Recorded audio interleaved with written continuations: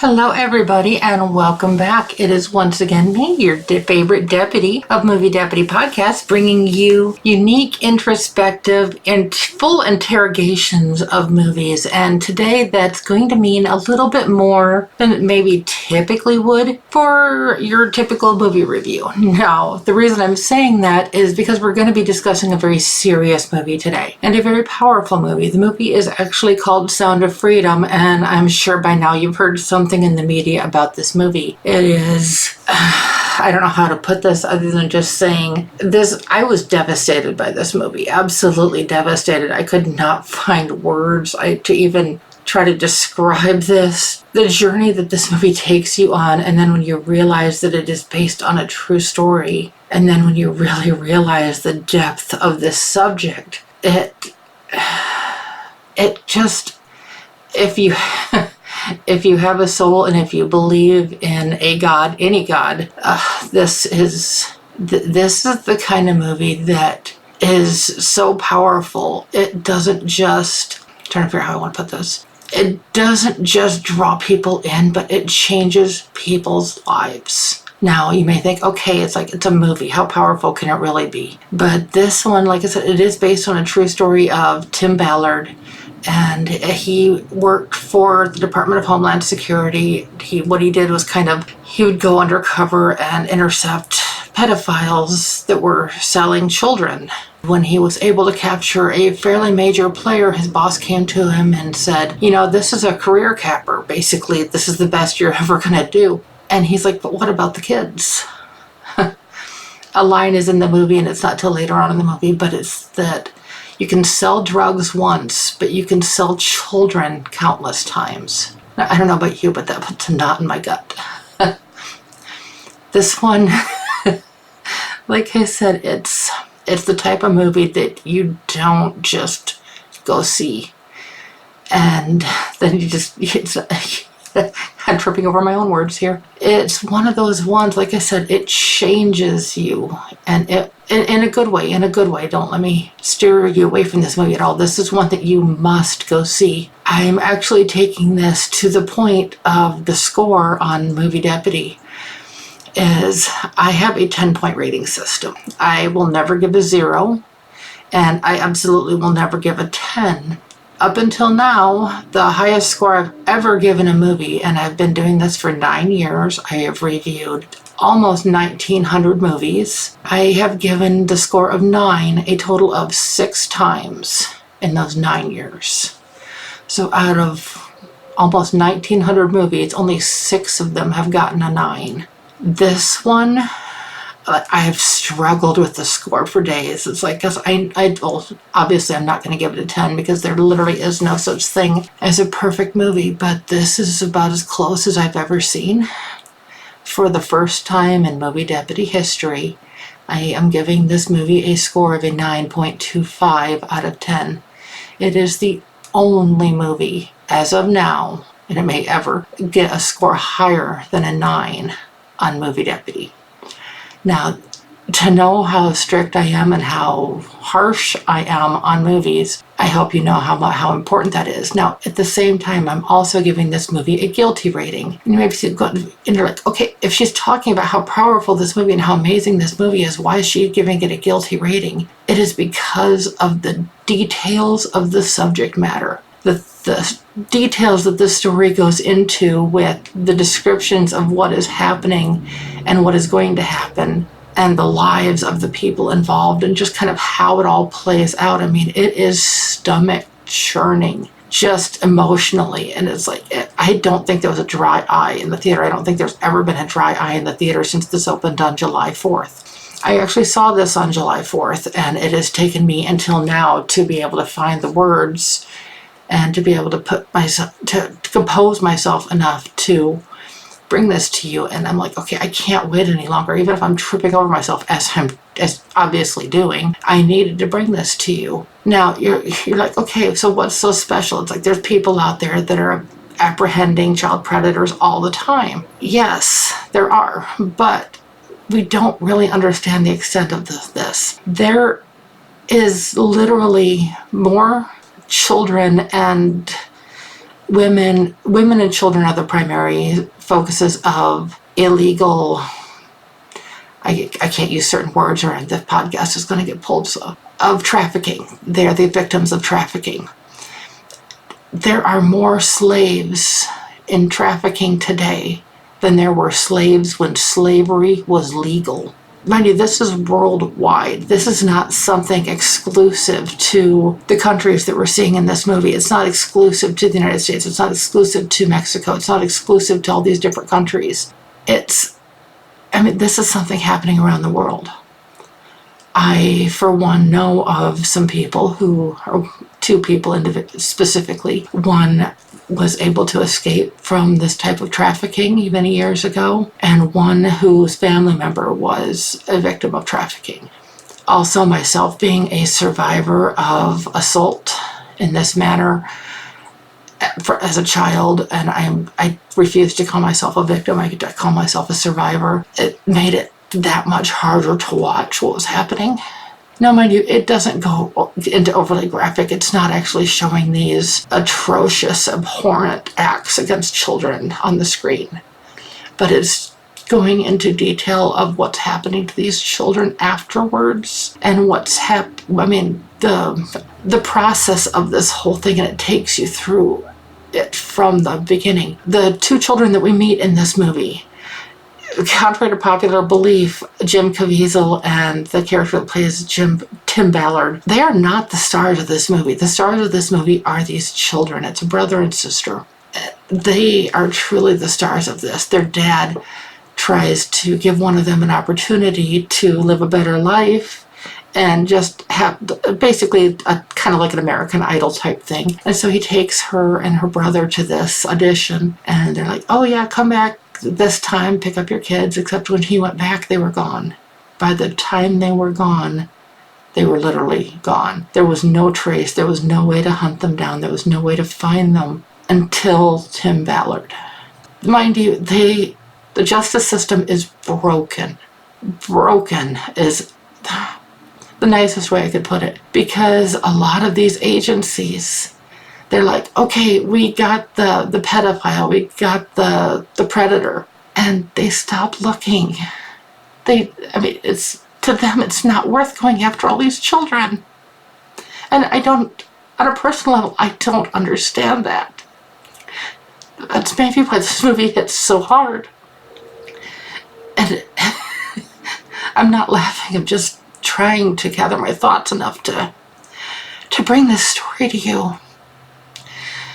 There's so many powerful quotes in this movie, and like I said, the movie itself is so intensely powerful that you can't help but just be drawn into everything. And mind you, this was not a big Hollywood film. This movie was done by Angel Studios. It was made actually about 5 years ago, and they have hit every hurdle imaginable trying to bring this to the big screen. Hollywood, as you can imagine, did not want this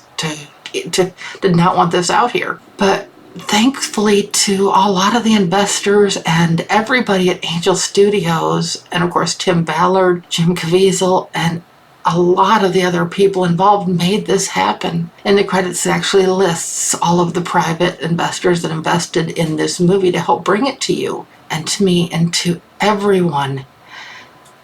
It is just, like I said, you cannot even grasp the weight of this movie. And so even with as devastated as I sound, as emotional as I am, I recommend going to see this at the earliest possible opportunity. I say it that way because time and time again, this movie is selling out to where there are no seats left. In some areas, it's sold out even days, weeks in advance. And that's because the power of this movie is out there and people are sharing it. And that's what I want to do here. I want to share this with you. When God tells you what to do, you do not hesitate. And that's a line in the movie. Now, I'm not a particularly religious person, but even with that, this movie got to me.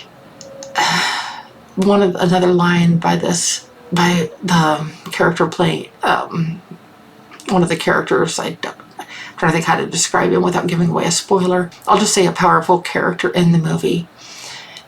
a quote that he said is, he said, "I was granted a glimpse into her soul, and all I saw was sadness." Now think for just a moment about the weight of that statement. And that same person says, "Only the courageous act." And that goes back to the whole thing of, like I said, children are not their priority.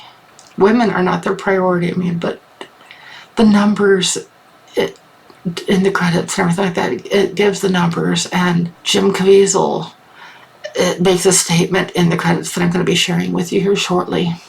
And don't worry, it won't ruin anything in the movie for you. As you know, no spoilers. I'm not going to change anything with that here. But Sound of Freedom is just one of those stories that comes along once in a lifetime, if you're lucky enough to experience it.